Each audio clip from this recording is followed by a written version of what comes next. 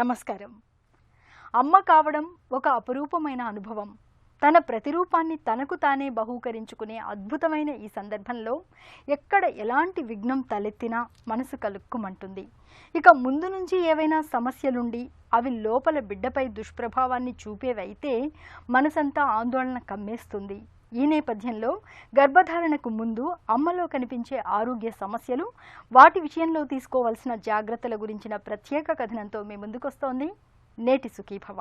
ఇవాళ మహిళల్లో చాలా మందిలో థైరాయిడ్ లోపాలు మొదలుకొని హై బీపీ, షుగర్, ఆస్తమా, గుండె జబ్బులు, మూర్ఛ వ్యాధి ఇలా ఎన్నో రకాల సమస్యలు కనిపిస్తున్నాయి. ఒకప్పుడైతే ఇలాంటి జబ్బులతో బాధపడే మహిళల్ని అసలు గర్భమే ధరించవద్దని చెప్పేవాళ్ళు. అయితే అధునాతనమైన వైద్య సదుపాయాలు, చికిత్సలు అందుబాటులోకి వచ్చాక ఇప్పుడు ఎంతోమంది హాయిగా గర్భం ధరిస్తున్నారు, పండంటి సంతానాన్ని కంటున్నారు. అయితే అంత మాత్రాన గుండెపై చేయి వేసుకుని నిబ్బరంగా ఉండలేం. ఇలాంటి జబ్బులు ఎప్పుడు ఎలా దాడి చేస్తాయో చెప్పలేం. ఈ నేపథ్యంలో గర్భధారణకు ముందు అమ్మలో కనిపించే ఆరోగ్య సమస్యలు, వాటి విషయంలో తీసుకోవాల్సిన జాగ్రత్తల గురించి ఇప్పుడు తెలుసుకుందాం. ఒకప్పటితో పోలిస్తే ఇవాళ మహిళల జీవన సరళి, ఆహారపు అలవాట్లు వంటివి బాగా మారిపోయాయి. చదువులు, ఉద్యోగాల మూలంగా ఇప్పుడు ఎంతోమంది అమ్మాయిలు చాలా ఆలస్యంగా పెళ్లి చేసుకుంటున్నారు. అలాగే పిల్లల్ని కనడాన్ని వాయిదా వేసుకుంటున్నారు. ఈ క్రమంలో వయసుతో పాటు చాలా మందిలో హై బీపీ, షుగర్, గుండె జబ్బు, మూర్ఛలు, థైరాయిడ్ లోపాల వంటి సమస్యలెన్నో ముంచుకొస్తున్నాయి. ఇలాంటప్పుడు పిల్లల్ని కనొచ్చా? ఇప్పటికే ఉన్న సమస్యలు బిడ్డలో ఏమైనా అనర్థాల్ని తెచ్చిపెడతాయా అనే సందేహాలు మనసును తొలిచేస్తుంటాయి.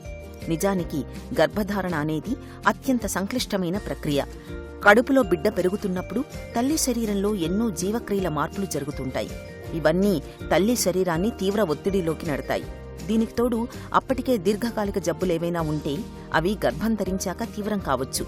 ఇవి తల్లి బిడ్డపై దుష్ప్రభావాలు చూపొచ్చు. ఈ నేపథ్యంలో దీర్ఘకాలిక జబ్బుల విషయంలో ముందు నుంచి జాగరూకత అవసరమని చెబుతారు డాక్టర్లు. ప్రెగ్నెన్సీ రాకముందు నుంచే ఒక లేడీకి కొన్ని ప్రాబ్లమ్స్ ఏంటంటే షుగర్ కానీ, హై బీపీ ఉండటం కానీ, లేకపోతే ఆస్మా, ఉబ్బసం ఉండటం కానీ, ఫిట్స్ తరచూ రావటం కానీ, లేకపోతే హార్ట్ ప్రాబ్లమ్ ఆల్రెడీ వాళ్ళకి తెలిసి మదర్కి ఉన్న హార్ట్ ప్రాబ్లం కానీ, ఇలాంటివి ఉన్నప్పుడు ప్రెగ్నెన్సీ ఎప్పుడు కావాలి, ఎప్పుడు ప్లాన్ చేసుకుందాము అన్నప్పుడు ఒక ఫిజిషియన్, వాళ్ళు రెగ్యులర్గా చూయించుకునే ఒక ఫిజిషియన్, అంటే ఈ పర్టిక్యులర్ మెడికల్ ప్రాబ్లంకి, అదే థైరాయిడ్ ప్రాబ్లం కానివ్వండి, బీపీయో, షుగరో, ఏ మాత్రలు వాడుతున్నారు అనేది రెగ్యులర్గా చూసే ఒక ఫిజిషియన్ ఉన్నట్లయితే వాళ్ళ దగ్గరికి వెళ్ళి ఒక చెకప్లో ఇలా చెప్పాలి, మాకు ప్రెగ్నెన్సీ మేము ప్లాన్ చేసుకుంటున్నాము నెక్స్ట్ 1 month, 2 months ఆర్ 3 monthsలో, మరి ఏం చేయమంటారు, ఈ మందులు మార్చాలా, అసలు ప్రెగ్నెన్సీ సేఫేనా, ఉంటే ఏం రిస్క్స్ ఉన్నాయి, ఆ రిస్క్ ఎంత శాతం రిస్క్, నా ప్రాణానికి హాని కలుగుతుందా, లేకపోతే నా బిడ్డ అసలు సరిగ్గా ఎదుగుతుందా, ఇలాంటి క్వశ్చన్స్ అన్నీ ఆ పర్టిక్యులర్ డాక్టర్ని ఎవరైతే మీరు ఫాలో అప్ అవుతున్నారో వాళ్ళ దగ్గరికి వెళ్ళి కలవాలి. ఒకవేళ గనక మీకు చిన్నప్పుడు ఏదో హార్ట్ ప్రాబ్లం ఉందని చెప్తారు, ఆ తర్వాత ఎవరి దగ్గర చూయించుకుంటూ ఉండరు, లేకపోతే ఉబ్బసం ఉంది, అప్పుడప్పుడు ఏదో ఇదివరకు 4 ఏళ్ల క్రితం ఇచ్చిన టాబ్లెట్లే వాడుతూ ఉంటారు, లేకపోతే షుగర్ కొంచెం ఉంటుంది కానీ ఊరికే ఆహారంతో కంట్రోల్ చేసుకోవచ్చు అంటారు. ఇలాంటప్పుడు మీరు రెగ్యులర్గా ఒక డాక్టర్ దగ్గర చూయించుకుంటూ ఉండకపోతే వెళ్ళి అప్పుడు ఒక ఆబ్స్ట్రిషన్, అంటే గైనకాలజిస్ట్ ఆబ్స్ట్రిషన్స్ ఉంటారు కదా, వాళ్ళ దగ్గరికి వెళ్ళి మేము ఇలా మాకు ఈ పర్టికులర్ ప్రాబ్లం ఉంది, ప్రెగ్నెన్సీ ప్లాన్ చేసుకుంటున్నాం, ఏం చేయమంటారు ఇప్పుడంటే వాళ్ళు మీకు తగిన పరీక్షలు చేసి, మీరు ఎవరి దగ్గర అయితే, అంటే ఫిజిషియన్, మెడికల్ డాక్టర్ దగ్గర చూయించుకోవాల్సిన అవసరం ఉన్నట్లయితే మీరు ఎప్పుడూ కూడాను మీ పాత రిపోర్ట్లన్నీ తీసుకెళ్ళి చూయించాలి.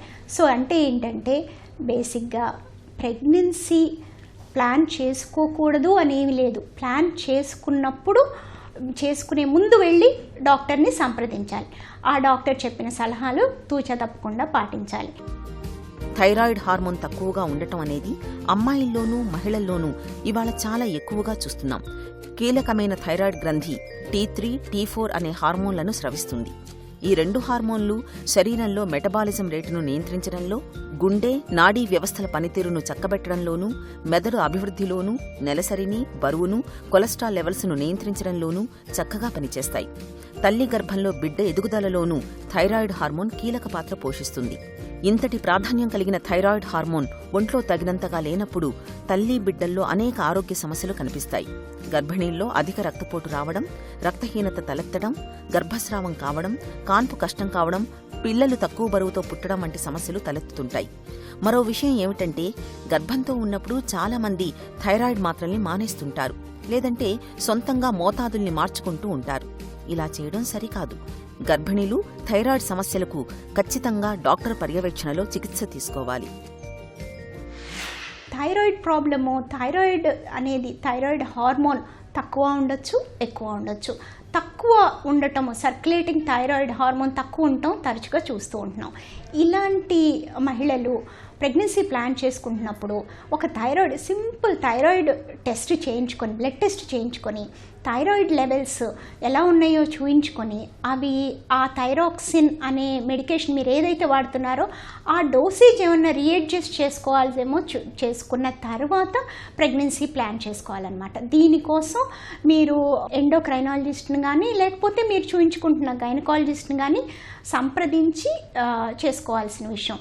ఒకవేళ థైరాయిడ్ హార్మోన్ చాలా తక్కువగా మీ బాడీలో ఉన్నప్పుడు కనుక మీరు గర్భం దాల్స్తే ఆ తర్వాత ఫస్ట్ 3 నెలలు వరకు ఆ థైరాయిడ్ హార్మోన్ చాలా తక్కువ ఉన్నట్లయితే బిడ్డకి ఎఫెక్ట్ ఉండొచ్చు. అంటే ఆ మెదడు డెవలప్మెంట్ కానీ వేరే రకంగా కానీ, ఆ ప్రాబ్లంతో బేబీ పుట్టడం కానీ, బుద్ధిమాంద్యంతో పుట్టడం కానీ ఇలాంటివి జరగవచ్చు. సో థైరాయిడ్ హార్మోన్ని జాగ్రత్తగా ప్రెగ్నెన్సీ ముందే చెక్ చేయించుకొని డోసేజ్ అంతా అడ్జస్ట్ చేయించుకోవాలి. 1 కన్నా ఎక్కువ మెడికల్ ప్రాబ్లమ్స్ ఉండొచ్చు. అంటే ఏంటి, షుగరు, బీపీ కలిసి ఉంటూ ఉంటాయి ఎక్కువగా. ఆ రెండిటికి ఒక రకమైన బేసిక్ ప్రాబ్లం ఉండొచ్చు. రక్తనాళాల్లో ప్రాబ్లం కానీ ఇంకోటి కానీ. దానికి ఏంటంటే రెగ్యులర్గా ఫిజిషియన్, మెడికల్ ఆబ్స్ట్రిషియన్ ఒక జాయింట్ క్లినిక్లో వాళ్ళని చూసుకుంటూ మంచి స్ట్రిక్ట్ కంట్రోల్ ఆఫ్ డైట్ కానీ, ఎక్సర్సైజ్ కానీ, life style changes, checkups, medication అన్నీ పర్ఫెక్ట్గా ఎవ్రీ వీక్ ఒక్కోసారి అవసరం అవుతుంది చెకప్. వీళ్ళని అలా చెకప్స్ చేసుకుంటూ ముందుకు వెళ్ళాలి. అంతేగాని ప్రెగ్నెన్సీ వీళ్ళకి అసలు చాలా రిస్క్, అసలు ప్రెగ్నెన్సీనే ఉండకూడదు అనేది ఏం లేదు. రెగ్యులర్ ఫాలోఅప్లో ఉండాలి, మంచి ఎక్స్పర్ట్స్తో రివ్యూ జరుగుతూ ఉండాలి. డెలివరీ టైంకి వచ్చేసరికి అన్ని ఫెసిలిటీస్ ఉన్న, మల్టీ డిసిప్లినరీ ఇన్పుట్ ఉన్న, ఐసీయూ ఫెసిలిటీస్ ఉన్న టెర్షియరీ సెంటర్లో డెలివరీ చేసుకోవాల్సి వస్తుంది. జలుబు, జ్వరంలాగే ఇవాళ హై బీపీ, షుగర్ అనేవి సాధారణ సమస్యలుగా మారిపోయాయి. మహిళల్లోనూ చాలామందిలో రక్తపోటు, మధుమేహ సమస్యలు కనిపిస్తున్నాయి. ఇలాంటప్పుడు గర్భధారణ విషయంలో ఏం చేయాలో, ఎలాంటి జాగ్రత్తలు తీసుకోవాలో ఇప్పుడు తెలుసుకుందాం. థైరాయిడ్ సమస్యలాగే హైబీపీ కూడా తల్లి బిడ్డలు ఇద్దరికీ హాని తలపెడుతుంది. కొందరికి ముందు నుంచే అధిక రక్తపోటు ఉండొచ్చు, కొందరికి గర్భధారణ సమయంలో హైబీపీ రావచ్చు. రక్తపోటు పెరుగుతున్న కొద్దీ రక్తనాళాలు సంకోచించి మాయకు రక్త ప్రసరణ తగ్గుతుంది. దీంతో గర్భస్థ శిశువుకు ఆక్సిజన్, పోషకాలు సరిగ్గా అందక ఎదుగుదల దెబ్బతింటుంది. బిడ్డ తక్కువ బరువుతో పుట్టొచ్చు. నెలలు నిండకముందే కాన్పు కావచ్చు. కొన్నిసార్లు ముందుగానే సిజేరియన్ చేయాల్సిన పరిస్థితి తలెత్తుతుంది. గర్భిణీల్లో హైబీపీని అశ్రద్ధ చేస్తే తల్లి ప్రాణానికే ముప్పు తలెత్తొచ్చు. కాబట్టి ఇప్పటికే హైబీపీ ఉన్నవాళ్లు గర్భధారణకు ప్రయత్నించడానికి ముందే డాక్టర్ సలహా తీసుకోవటం మేలు. అలాగే గర్భం ధరించిన తరువాత బీపీ మందులను మధ్యలో మానేయకూడదు. ఆహారంలో ఉప్పు తగ్గించాలి, బరువును అదుపులో ఉంచుకోవాలి. అలాగే గర్భం ధరించడానికి ముందే ఆస్తమా ఉన్నప్పుడు కూడా డాక్టర్ని సంప్రదించాలి. ఆస్తమా మందులు, ఇన్హేలర్ల వాడకంలో డాక్టర్ సలహాలు, సూచనలు తప్పకుండా తీసుకోవాలి. హై బీపీ ప్రెగ్నెన్సీ రాకముందే ఉన్నట్లయితే ప్రెగ్నెన్సీ ప్లాన్ చేసుకునేటప్పుడు బీపీ టాబ్లెట్స్ ఇవి ప్రెగ్నెంట్గా ఉన్నప్పుడు వాడగలిగిన టాబ్లెట్సా లేకపోతే ఏమన్నా సైడ్ ఎఫెక్ట్స్ బేబీకి ఉంటాయా అనేది అసెస్ చేసుకొని ఆ ఫిజిషియన్ కానీ, కార్డియాలజిస్ట్ కానీ ఎవరైతే చూస్తున్నారో ఆర్ మెడికల్ ఆబ్స్ట్రిషియన్ కానీ వీళ్ళ ముగ్గురులో టాబ్లెట్స్ చేయాల్సిన అవసరం ఉండొచ్చు.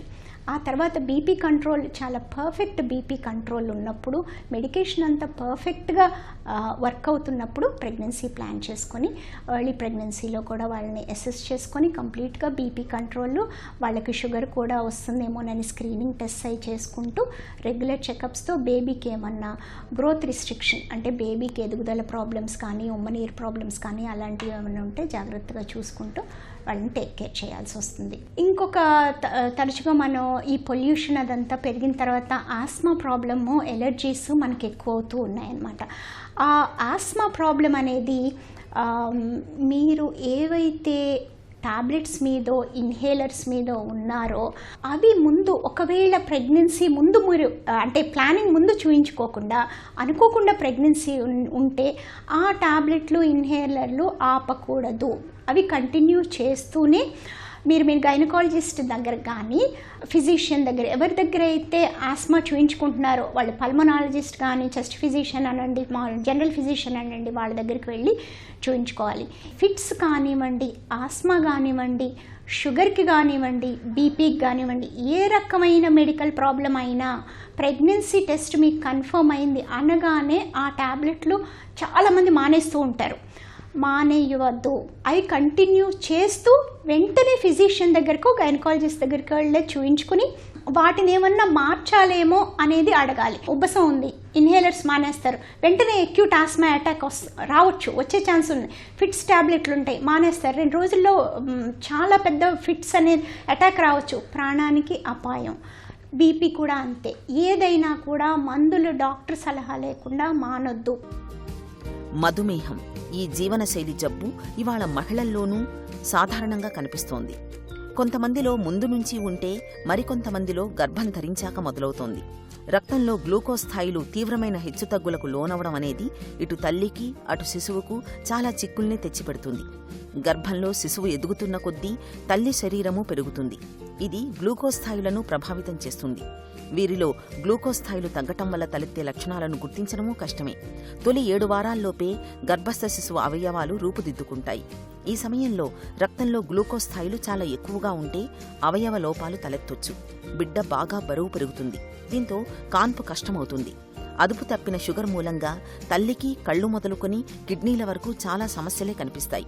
నిజానికి మధుమేహం స్వల్పంగా ఉంటే పెద్దగా ఇబ్బందులేవీ ఉండవు. షుగర్ అదుపు తప్పినప్పుడే సమస్యల తాకిడి పెరుగుతుంది. ఈ నేపథ్యంలో గ్లూకోజ్ స్థాయిలను జాగ్రత్తగా గమనిస్తూ మందులు, ఆహార, వ్యాయామాల విషయంలో తగిన జాగ్రత్తలు తీసుకోవాల్సి ఉంటుంది. ప్రెగ్నెన్సీ రాకముందు నుంచి షుగర్ ఉన్న వాళ్ళకైతే అబార్షన్స్ అయ్యే రిస్క్స్ కూడా ఎక్కువ ఉంటాయి. ఎలా ప్రెగ్నెన్సీ సేమ్ థింగ్, ప్రెగ్నెన్సీ రాకముందే ప్రీ ప్రెగ్నెన్సీ కౌన్సిలింగ్కి వెళ్ళి మంచి షుగర్ కంట్రోల్ ఉన్నప్పుడే ప్రెగ్నెన్సీ ప్లాన్ చేసుకుని షుగర్ కంట్రోల్లో చక్కగా ఇది డైట్, మందుల అవసరమైతే మందుల వల్ల కానీ ఇన్సులిన్ వల్ల కానీ. ఇంకొకటి ఏంటంటే షుగర్కి ప్రెగ్నెన్సీ లేనప్పుడు టాబ్లెట్స్ వాడతాం, ప్రెగ్నెన్సీలో ఇన్సులిన్ వాడతాం జనరల్గా. దిస్ ఇస్ అంటే ఇప్పుడు బ్లాంకెట్ రూల్ కాదు కానీ జనరల్గా దిస్ ఇస్ అ థింగ్.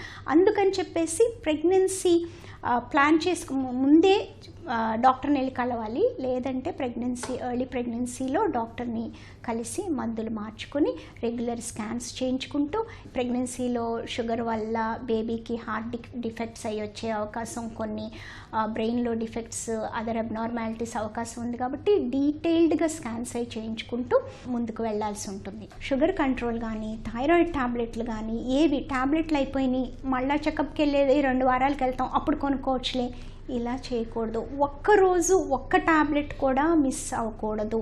ప్రెగ్నెన్సీలో ఎస్పెషల్లీ ఎప్పుడు మిస్ అవ్వకూడదు. ప్రెగ్నెన్సీలో మీ మీద ఎక్స్ట్రా బర్డెన్ ఉంటుంది. హార్ట్ ఇంకో 50% ఎక్స్ట్రా వర్క్ చేస్తూ ఉంటుంది. మీ లోపల ఇంకొక ప్రాణి ఉంటుంది. ఈ ఎఫెక్ట్ మీ బేబీ మీద పడుతుంది. కాబట్టి టాబ్లెట్స్ చాలా జాగ్రత్తగా వాడుతూ, చాలామంది టాబ్లెట్ సైడ్ ఎఫెక్ట్స్ మా బేబీ మీద ఉంటాయేమో అన్న భయంతో మానేస్తారు.